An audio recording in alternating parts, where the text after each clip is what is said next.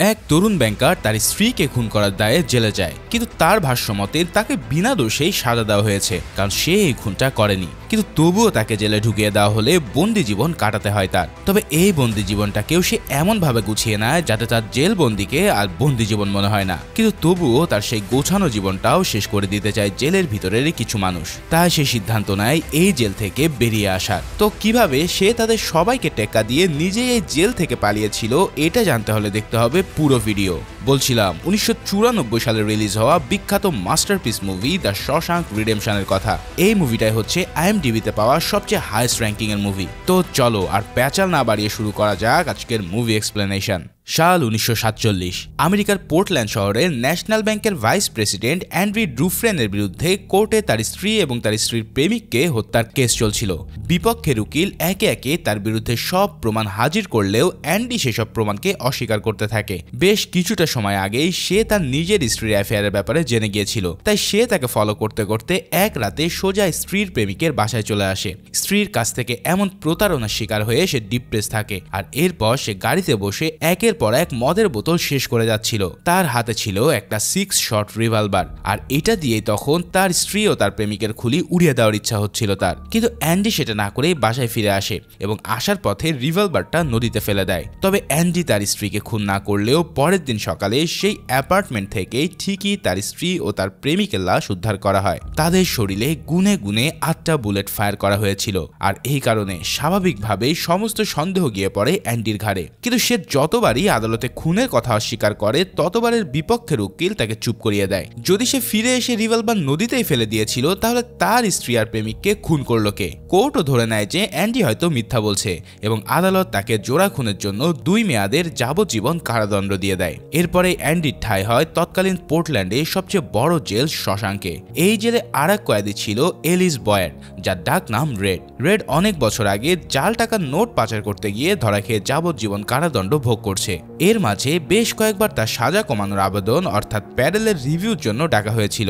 কিছু সময় পর পর জেল কর্তৃপক্ষ নিজেই কয়েদিদের আচরণের কথা বিবেচনা করে তাদের সাজা কমানোর জন্য ডাক দেয়, কিন্তু প্রতিবারই রেড যখন জেলের কর্মকর্তাদেরকে বলে যে সে শুধরে গেছে, ততবারই তার সাজা কমানোর অনুরোধ রিজেক্ট হয়ে যায়। আর সেই কারণে রেডও আর এই জেল থেকে বের হতে পারে না। তবে বের হতে না পারলেও জেলের ভিতরে তার জীবন ভালোই কাটছিল।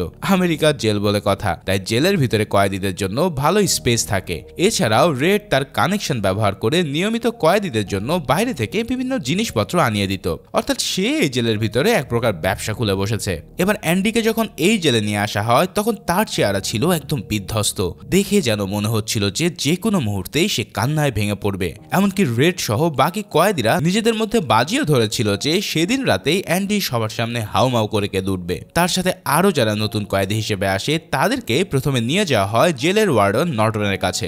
নর্টন জানায় তার জেলের একটাই নিয়ম, ঈশ্বর থেকে কখনো দূরে থাকা যাবে না। তাই জেলের সবাইকে একটা করে বাইবেল দেওয়া হবে এবং বাকি নিয়মগুলো তারা ধীরে ধীরে বুঝতে পারবে। ওয়ার্ডেন তাদের সবার সাথে জেলের সিকিউরিটি গার্ডদের ক্যাপ্টেন হ্যাডলির সাথেও পরিচয় করিয়ে দেয়। এই হ্যাডলি ছিল খুবই নির্দয় আর ভয়ঙ্কর স্বভাবের লোক। কোনো কারণ ছাড়াই কয়েদিদেরকে সে ভয়ানকভাবে মারধর করা ছিল তার নিত্যদিনের অভ্যাস। এভাবে ওয়ার্ডেন আর গার্ডদের সাথে পরিচয় করানোর পর নতুন কয়েদিকে প্রথমে গোসল করিয়ে তাদের সেলে নিয়ে যাওয়া হয়, আর পুরনোরা তো আগে থেকে নিজ নিজ সেলে অবস্থান করছিল। এখন আমেরিকান জেল হলে কি হবে? জেল তো জেলই। দিনের বেলায় সব কয়েদিদের মুক্ত মানুষের মতন ঘুরতে দেওয়া হলেও রাতে ঠিকই তাদেরকে বদ্ধ কুঠুরিতে ঘুমোতে দেওয়া হয়। আর নতুন কয়েদিদের জন্য প্রথম রাতটা কিয়ামতের চাইতেও কম না। মুক্ত জীবন থেকে এই বদ্ধ আর নিষ্ঠুর পরিবেশে এসে অনেকেই প্রচন্ড ভেঙে পড়ে। ঠিক সেদিন রাতেও মোটাসোটা এক লোক গভীর রাতে লাইট নিভিয়ে দেওয়ার পরেই কান্না শুরু করে। এই কাণ্ড দেখে পুরাতন কয়েদিরা তার উপর প্রচুর হাসাহাসি করতে থাকে। এমন শোরগোল শুনে গার্ড হার্ডলি এসে সেই লোকটার কান্না থামাতে বললেও লোকটা তার কোনো কথাই শোনে না। তারপর হ্যাডলি সেই লোকটাকে ভীষণ নির্দয়ের মতন প্রচন্ড মারধর করে মেঝেতে ফেলে চলে যায়। এই ভয়ানক দৃশ্য দেখে বাকি সবাই ভয়ে চুপটি মেরে বসে থাকে। অর্থাৎ প্রথম রাতেই তারা বুঝে যায় যে জেলের জীবন আসলে কেমন।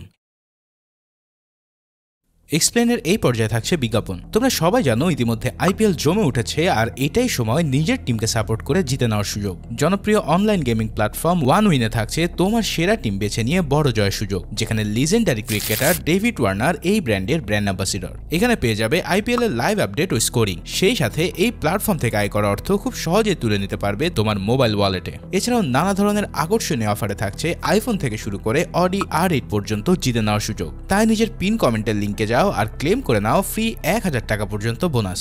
এছাড়াও সিনে ওয়ান উইন প্রোমো কোড ব্যবহার করলে তুমি পেয়ে যাবে অবিশ্বাস্য 500% পর্যন্ত বোনাস অফার। তাই এই আইপিএলকে আরও বেশি প্রাণবন্ত করতে ওয়ান উইনের সাথেই থাকো। তবে জানিয়ে রাখি, এই সমস্ত অ্যাপে আর্থিক ক্ষতির সম্ভাবনা থাকে, তাই ইনভেস্ট করার আগে অবশ্যই বুঝে শুনে ইনভেস্ট করার অনুরোধ রইল।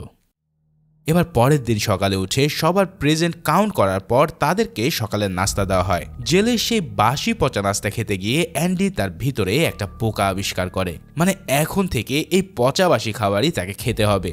সেই পোকাটা যখন সে ফেলেই দিতে যাচ্ছিল, তখন পাশ থেকে এক বৃদ্ধ লাইব্রেরিয়ান ব্রুস সেটাকে চেয়ে নিয়ে নিজের পকেটে থাকা পোষা পাখিকে খেতে দেয়।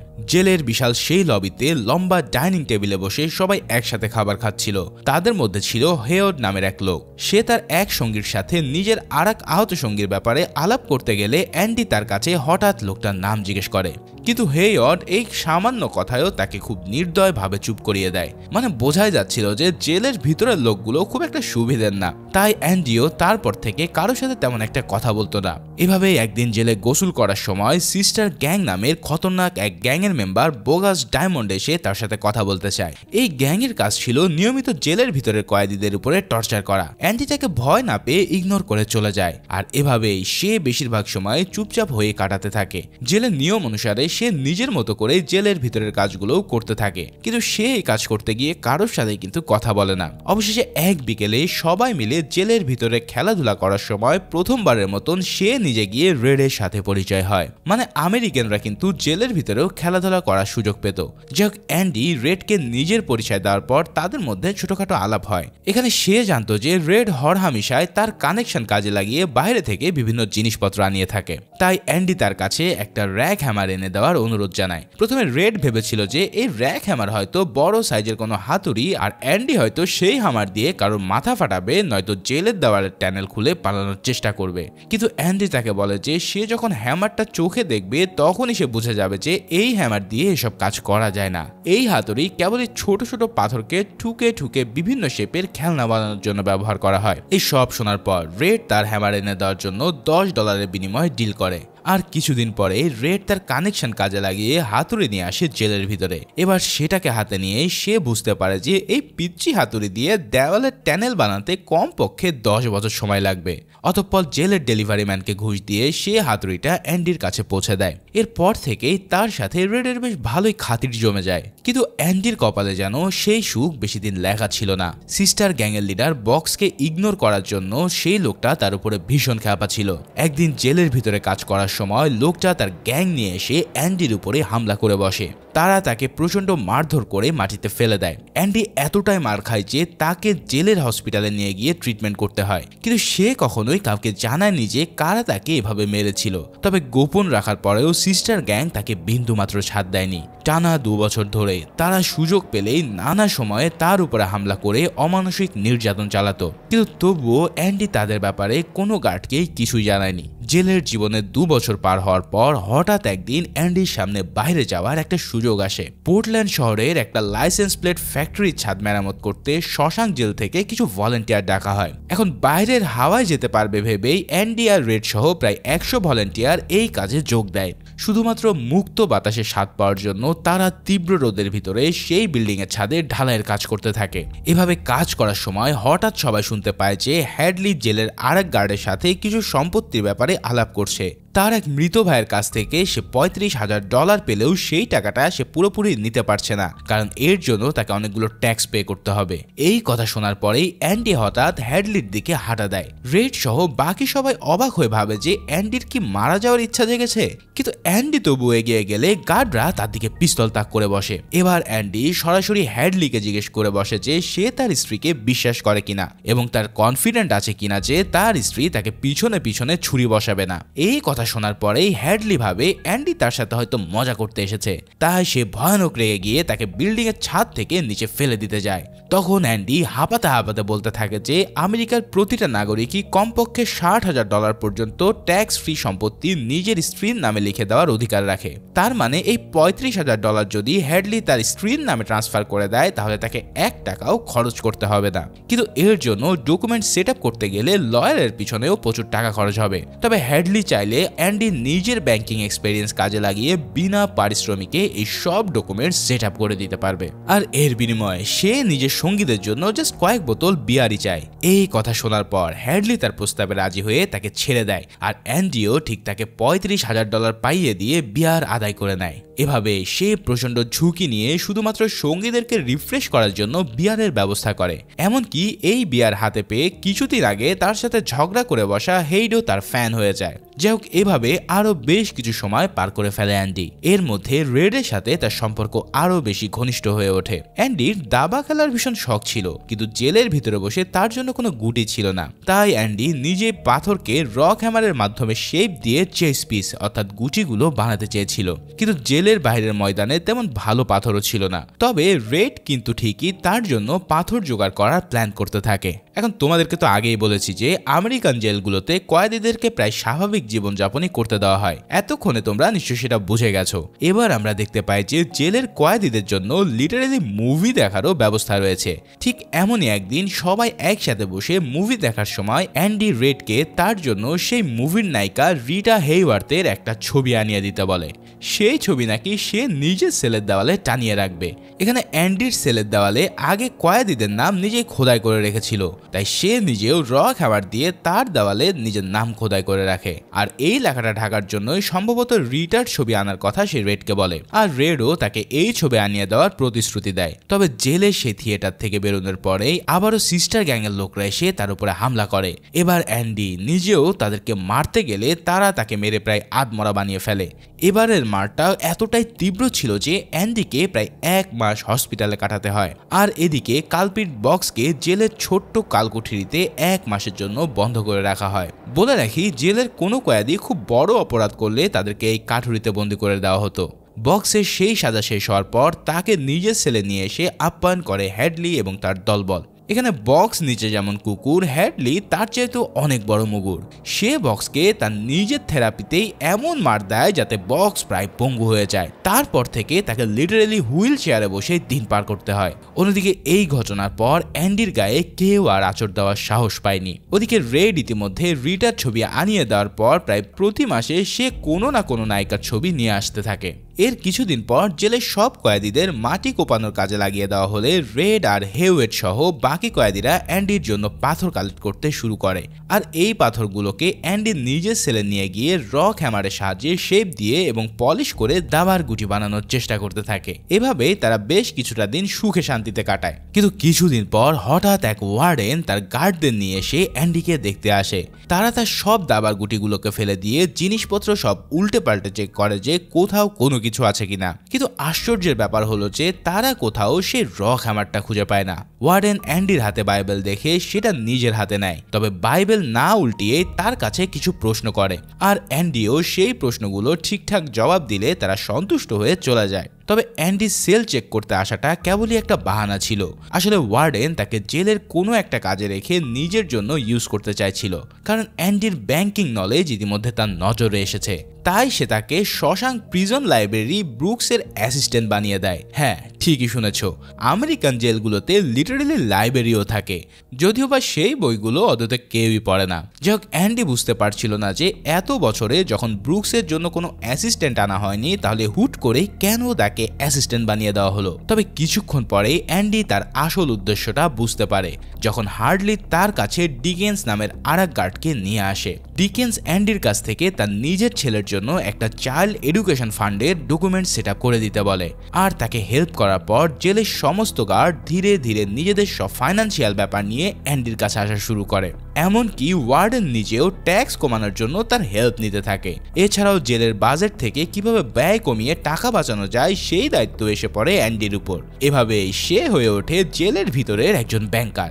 এই কাজে তাকে সাহায্য করার জন্য রেডকেও অ্যাসিস্ট্যান্ট হিসেবে রেখে দেওয়া হয়। অর্থাৎ তারা দুজনেই এই পয়েন্টে বেশ সুখে দিন কাটাচ্ছিল।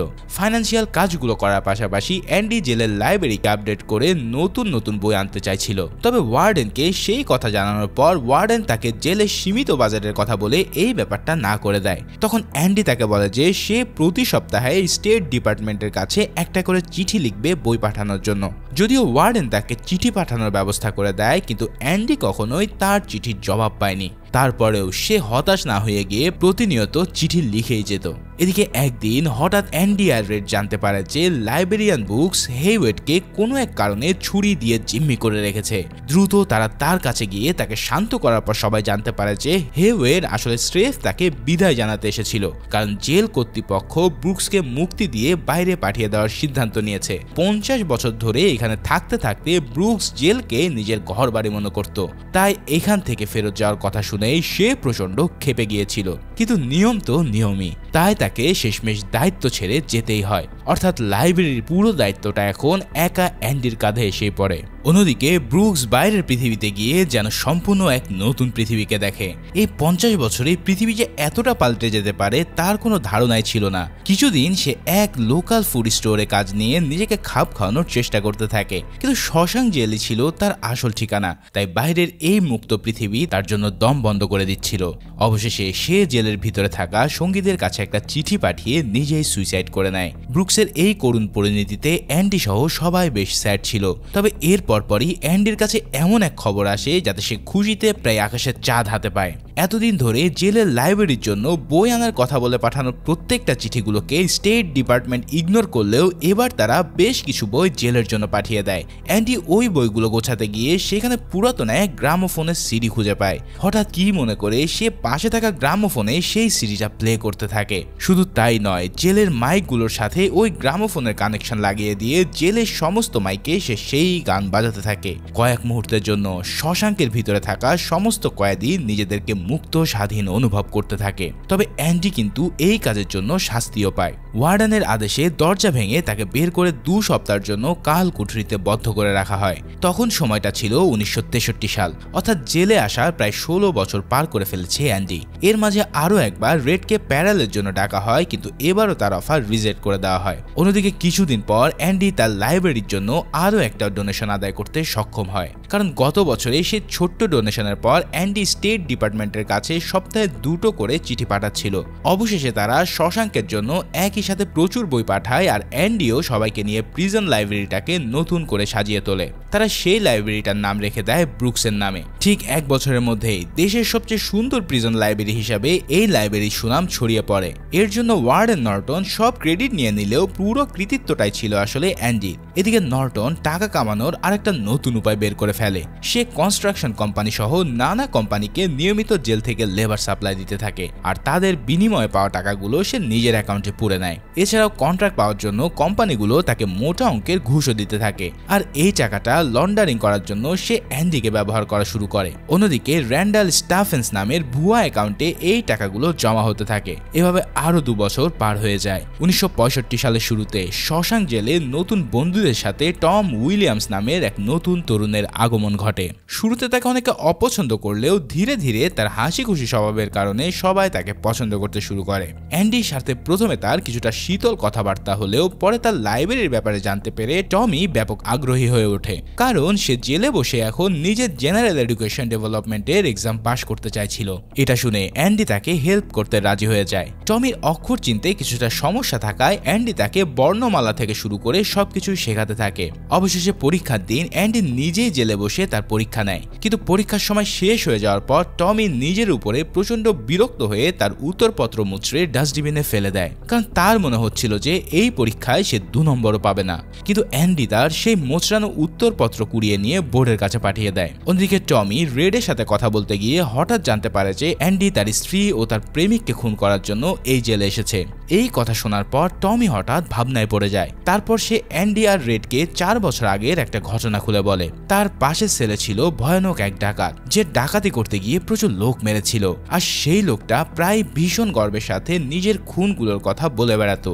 এমনই একদিন সে টমিকে বলে বসেছে একবার ডাকাতি করতে গিয়ে সে অন্তরঙ্গ অবস্থায় এক কাপলকে খুন করেছিল, আর সেই খুনের দায় গিয়ে পড়েছিল এক ব্যাংকারের কাঁধে। তার মানে এই কাহিনী যে কোন দিকে মোড় নিচ্ছে তা তো তোমরা বুঝতেই পারছো। অ্যান্ডি যে আসলে নির্দোষ ছিল সেটা এতদিন কেউ বিশ্বাস করেনি, অথচ শুরু থেকে অ্যান্ডি এই একই কথা বলে আসছিল যে সে নিজের স্ত্রীকে খুন করেনি। এখন টমির কাছ থেকে এই কথাগুলো জানার পর সে ওয়ার্ডেনের কাছে গিয়ে সব খুলে বলে, কিন্তু তবুও ওয়ার্ডেন তার কথায় কান না দিতে চাইলে অ্যান্ডি ভাবে যে হয়তো সে মানি লন্ডারিং এ ফাঁস হয়ে যাওয়ার ভয়টা পাচ্ছে। তাই অ্যান্ডি বলে বসে যে এখান থেকে বের হয়ে গেলে এই মানি লন্ডারিং এর কথা সে কাউকেই জানাবে না। কিন্তু তাতে ওয়ার্ডেন আশ্বস্ত হওয়া তো দূরের কথা, উল্টো টাকার কথা শুনেই সে যেন ছ্যাত করে জ্বলে ওঠে। তাই প্রচন্ড রেগে গিয়ে সে সাথে সাথেই অ্যান্ডিকে 1 মাসের জন্য কাল কুঠুরিতে পাঠিয়ে দেয়। ওদিকে টমির রেজাল্ট কার্ড এসে পৌঁছালে সে জানতে পারে যে সে আসলে ওই পরীক্ষায় পাশ করে গেছে, অর্থাৎ তাকে নিয়ে অ্যান্ডির যে বিশ্বাস ছিল সেটা পুরোপুরি সফল হয়েছে।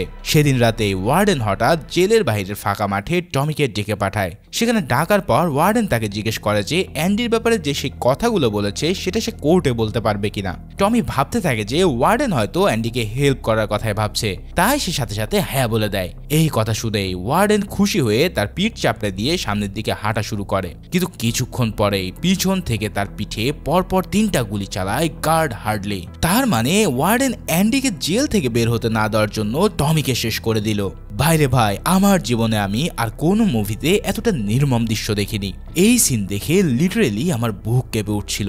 টমির কিন্তু স্ত্রী এবং একটা সন্তান ছিল, আর ওয়ার্ডেন সেটা জানতো, কিন্তু তবুও সে নিজের মানি লন্ডারিং এর জন্য এই তরুণ ছেলেটাকে মারতে বিন্দু মাত্র দ্বিধা করেনি। এই খবর সে নিজে আবার অ্যান্ডির কাছে নিয়ে যায়, যদিও সে বলে যে টমি জেল থেকে পালাতে গিয়ে মারা পড়েছে, কিন্তু অ্যান্ডি ঠিকই আসল কাহিনী বুঝে যায়। এবার ওয়ার্ডেন তাকে হুমকি দিয়ে বলে যে যদি সে তার জন্য আর কাজ করতে না চায় তাহলে তার সব গার্ড প্রোটেকশন তুলে নেওয়া হবে, যার ফলে তাকে এই জেলে সমস্ত দাগী অপরাধীদের সাথে এক ভয়ঙ্কর সেলে রাখা হবে। এছাড়াও জেলের লাইব্রেরিটাকে সে গুড়িয়ে দিয়ে সমস্ত বইপত্র পুড়িয়ে ছাই করে দেবে। এই সব কথা বলার পর ওয়ার্ডেন তাকে আরো 1 মাসের জন্য কাল কুঠুরিতে বদ্ধ করে রাখার আদেশ দেয়। এর ঠিক 2 মাস পর কাল কুঠুরি থেকে মুক্তি পেয়ে অ্যান্ডি রেডকে বলে যে তার স্ত্রীর মৃত্যুর জন্য সে নিজেই দায়ী। যদিও ট্রিগারটা সে জানেনি, কিন্তু তার স্ত্রীকে সে নিজের করে নিতে পারেনি, আর এটাই হলো তার সবচেয়ে বড় ব্যর্থতা। অ্যান্ডি আরো বলে যে তার জীবনের ইচ্ছে হলো প্রশান্ত মহাসাগরের পাশে জি হুয়াতেনজু নামের এক মেক্সিকান দ্বীপে থাকা। এরপর সে হঠাৎ রেডকে বলে যদি রেড এখান থেকে কখনো বেরোতে পারে তাহলে তাকে বাক্সটন শহরের একটা মাঠে যেতে হবে। সেখানকার এক ভাঙা পাথরের দেওয়ালের পাশে ওক গাছের নিচে পাথরের ঢিবিতে কিছু একটা পোতা আছে, যেটা তাকে খুঁজে বের করতে হবে। কিন্তু সেখানে কি আছে সে এটা রেডকে বলে না। সেদিন খাওয়া দাওয়ার সময় রেড সবাইকে জানায় যে অ্যান্ডি কেমন যেন অদ্ভুত আচরণ করছে। এরপর হেইওড হঠাৎ বলে ওঠে যে অ্যান্ডি তো তার কাছ থেকে প্রায় 6 ফুট লম্বা দড়িও চেয়েছে, তার মানে কি সে এখন সুইসাইড করতে যাচ্ছে?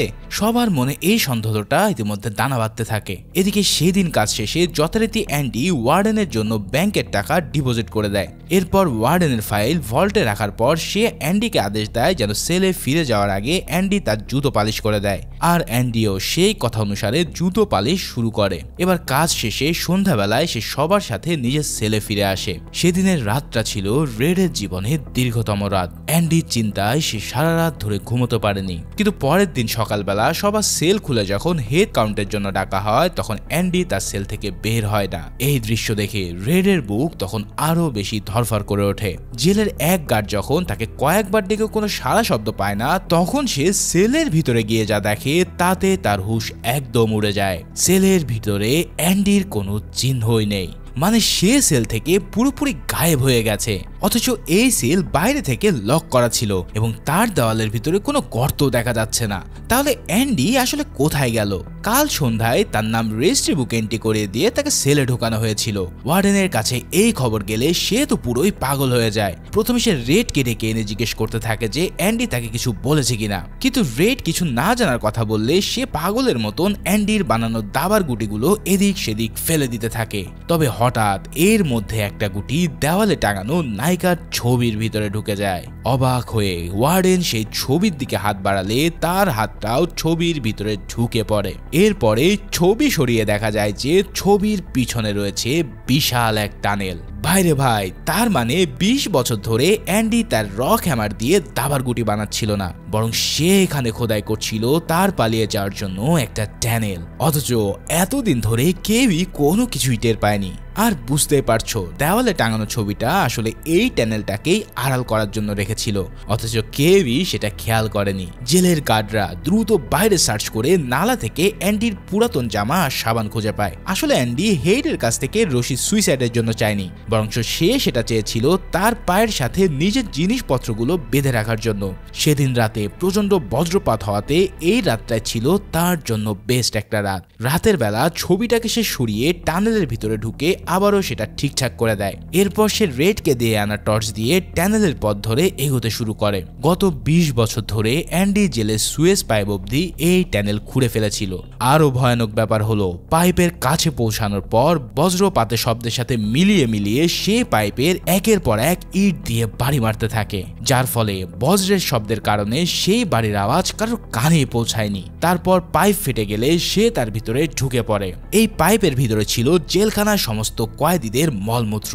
মানে চিন্তা করো, 500 গজের এই পাইপ পেরোনোর জন্য একটা মানুষের কতটা মানসিক শক্তির দরকার। ভাইরে ভাই, এই প্রচন্ড নোংরা গায়ে মেখেও অ্যান্ডি অবশেষে বাইরে বের হয়ে আসতে সক্ষম হয়। আর বেরিয়ে এসেই সে মুক্তির আনন্দে নিজের দুহাত মেলে ধরে। তারপর সে নিজেকে পরিষ্কার করে নিয়ে সকালবেলায় ব্যাংকের উদ্দেশ্যে রওনা দেয়। এতদিন ধরে ওয়ার্ডেনের মেরে খাওয়া টাকাগুলো যে র্যান্ডাল স্টেফেন নামের লোকটার অ্যাকাউন্টে যাচ্ছিল, সে লোকটা অদতে অ্যান্ডি নিজেই ছিল। তাই সমস্ত আইডি প্রুফ ও সিগনেচার দিয়ে অ্যান্ডি ওয়ার্ডেনের কাছ থেকে $3,73,000 তুলে নেয়। আর অন্যদিকে ওয়ার্ডেন পরের দিন সকালে নিজের জুতোর বক্স খুলে দেখতে পায় যে এক জোড়ো ছেঁড়া পুরাতন জুতো। তার মানে সে যে জুতো জোড়া অ্যান্ডিকে পলিশ করতে দিয়েছিল, সেই জুতোগুলো অ্যান্ডি পলিশ করেছে ঠিকই, কিন্তু তবে সেটা তার জন্য নয়, নিজের জন্য। সেদিন রাতে কেউই তার পায়ে এই নতুন জুতো জোড়াগুলো খেয়ালই করেনি। ওদিকে ব্যাংকে যাওয়ার পর সব টাকা তুলে নিয়ে অ্যান্ডি ওয়ার্ডেনের নামে মানি লন্ডারিং এবং সমস্ত ডকুমেন্ট সহ টমির মার্ডারের কথা উল্লেখ করে একটা ফাইল ব্যাংক কর্মচারীদের হাতে তুলে দিয়ে দ্য বিউগাল নামের একটা ম্যাগাজিনের মেইল অ্যাড্রেসে পোস্ট করে দিতে বলে। পরের দিন সকালে সেই ম্যাগাজিনের প্রথম পাতায় ছাপা হয় শশাঙ্ক জেলের ওয়ার্ডেনের দুর্নীতি আর ইনোসেন্ট টমির মার্ডারের খবর। এই খবর প্রকাশ হওয়া মাত্রই পুলিশ এসে প্রথমে হ্যাডলি আর তার সঙ্গীদেরকে পাকড়াও করে ফেলে। এতদিন ধরে কয়েদিদের সাথে কুকুরের মতন ব্যবহার করা হেডলিকে এখন দেখে মনে হচ্ছিল যে সে একটা নেংটি ইঁদুর। অন্যদিকে ওয়ার্ডেন পত্রিকার সেই খবর পড়ে দ্রুত নিজের ভল্ট খুলে দেখে যে সেখানে অ্যান্ডিকে দেওয়া বাইবেলের সাথে একটা ফেক ফাইল ছাড়া আর কিছুই নেই। এই বাইবেল খুলে সে দেখতে পায় যে তার ভিতরের পৃষ্ঠাগুলো পারফেক্ট ভাবে হাতুড়ি লুকানোর জন্য কাটা রয়েছে। তার মানে অ্যান্ডি এতদিন রক হ্যামার এই বাইবেলের মধ্যে লুকিয়ে রেখেছিল, আর এর জন্য গার্ডরা সেই হাতুড়িকে কোনোদিনও খুঁজে পায়নি। ভাইরে ভাই, এই লেভেলের মাস্টার প্ল্যান লিটারেলি মানি হাইস্টের প্রফেসরের চেয়েও বহু গুণে। মানে এবার বুঝতে পারলে তো এই মুভিটাকে কেন পৃথিবীর সবচেয়ে সেরা মুভি বলা হয়। যাই হোক, কিছুক্ষণ পর ওয়ার্ডেন দরজার সামনে তাকে অ্যারেস্ট করার জন্য হাজির হয় পুলিশ, কিন্তু তার পুলিশের হাতে ধরা দেওয়া কোনো ইচ্ছেই ছিল না। তাই পুলিশ দরজা ভেঙে ভিতরে ঢোকার আগে সে নিজেকে শুট করে শেষ করে দেয়। এভাবে সেই নিষ্ঠুর ওয়ার্ডেন নর্টন তার কাজের উপযুক্ত পরিণতি পায়। এরপর অ্যান্ডি চলে যাওয়ার পর রেড জেলের ভিতরে একা একা তাকে মিস করতে থাকে। তবে কিছুদিন আগে তার কাছে পোস্ট কার্ড আসলে সে বুঝতে পারে যে অ্যান্ডি ইতিমধ্যে তার স্বপ্নের দ্বীপে পৌঁছে গেছে। অন্যদিকে আরো কয়েকদিন পর রেডকে আবারও প্যারেলের জন্য ডাকা হয়। আগের প্রতিটা মিটিং এ সে নিজেকে শুধরে ফেলার কথা বললেও এবার সে পুরো উল্টো জবাব দেয়। সে জানায় যে অনেক বছর আগে সে যে অপরাধ করেছে তার জন্য সে নিজের তরুণ সত্তার উপরে আফসোস করে। তার জীবন শেষ করার জন্য সে নিজেকেই দায়ী মনে করতে থাকে, কিন্তু অন্য কেউ তাকে সাধু মনে করে কিনা তাতে তার কিছু আসে যায় না। তাই অফিসাররা এবার তার জন্য যা ইচ্ছা সিদ্ধান্ত নিতে পারে, কেননা সে কারোর কেয়ারই করে না। তবে মজার ব্যাপার হলো, আগের প্রতিটা মিটিং এ ভদ্রভাবে উত্তর দেওয়ার পরেও তাকে প্রতিবারই রিজেক্ট করা হয়েছিল, কিন্তু এবার পুরোপুরি বাঁকা উত্তর দেওয়ার দেওয়ার পর তাকে প্যারেলে মুক্তি দেওয়ার সিদ্ধান্ত নেওয়া হয়। মানে সোজা আঙ্গুলে ঘি না উঠলে তা ব্যাখ্যা করতে হয়। প্রায় 40 বছর পর জেল জীবন থেকে মুক্তি পেয়ে রেড বাইরের পৃথিবীটাকে নতুন করে দেখে। ধীরে ধীরে সে খাপ খাইয়ে নিয়ে সে ব্রুকস যেখানে গিয়েছিল সেখানেই বসবাস শুরু করে। এমনকি ব্রুকসের মতোই সেই দোকানটাতেও সে কাজ শুরু করে দেয়। রেড বাইরের দুনিয়ার জীবনের সাথে কিছুটা খাপ খাইয়ে নিলেও ব্রুকসের মতো সেও সহজে অভ্যস্ত হয়ে উঠতে পারে না, কেননা জেলের চার দেয়াল তার কাছে আপন হয়ে গিয়েছিল, যার কারণে তারও ব্রুকসের মতো নিজেকে শেষ করে দেওয়ার ইচ্ছে করে। তবে সে অ্যান্ড্রিকে প্রমিস করেছিল যে জেল থেকে বের হতে পারলে সে বাক্সটনের সেই ওক গাছের নিচে গিয়ে কিছু খুঁজবে, যেটার কথা অ্যান্ডি তাকে বলেছিল। ঠিক সেই কথা মোতাবেক একদিন সকালে সে ঠিকঠাক ওই লোকেশনে চলে যায়। এরপর ঢিবি থেকে পাথর সরিয়ে সে একটা টিনের বক্স খুঁজে পায়। এই বক্সের ভিতরে একটা খামে কিছু টাকা এবং একটা চিঠি লেখা ছিল। এই চিঠিতে অ্যান্ডি তাকে লিখেছিল যে যেহেতু তুমি এত দূর এসেছো তাহলে আরো কিছুটা আসো, আমার নিজের কাজের জন্য একজন সঙ্গী দরকার, আর তোমার চাইতে বেটার আমি আর কাউকেই খুঁজে পাবো না। তারপর রেড অ্যান্ডির দেওয়া লোকেশন অনুসারে মেক্সিকোর সেই দ্বীপে চলে যায়। দ্বীপে যাওয়া মাত্রই তার সাথে আবারও দেখা হয় তার পুরাতন বন্ধু অ্যান্ডির সাথে। অনেকদিন পর দুই বন্ধু আবারও একত্রিত হয়ে নিজেদের নতুন জীবন শুরু করে। আর ঠিক এমন হ্যাপি এন্ডিং এর মাধ্যমে এই অসাধারণ মুভিটা এখানেই শেষ হয়। তো কি বুঝলে, এই মুভিটা আমাদেরকে যেমন জেল জীবনের নিষ্ঠুরতা সম্পর্কে ধারণা দিল, ঠিক তেমনি এটা বোঝালো যে মানুষ অনেক সময় বিনা দোষে শাস্তি ভোগ করে। আবার কোনো কোনো অপরাধী ভালো হতে চাইলেও আশেপাশের লোকেরা তাকে ভালো হতে দেয় না। তবে সদ ইচ্ছা থাকলে নিজে সব অতীত ভুলে অ্যান্ডির মতো নতুন করে জীবন গড়ে তোলা সম্ভব। আর এভাবেই এই অসাধারণ মেসেজের মাধ্যমে এই মাস্টারপিস মুভিটা এখানেই শেষ হয়। তো ভিডিওটা ভালো লেগে থাকলে অবশ্যই একটা লাইক করতে ভুলো না। আর সেই সাথে সাথে নতুন ভিডিও দেখার আমন্ত্রণ জানিয়ে এখানেই বিদায় নিচ্ছি। ধন্যবাদ।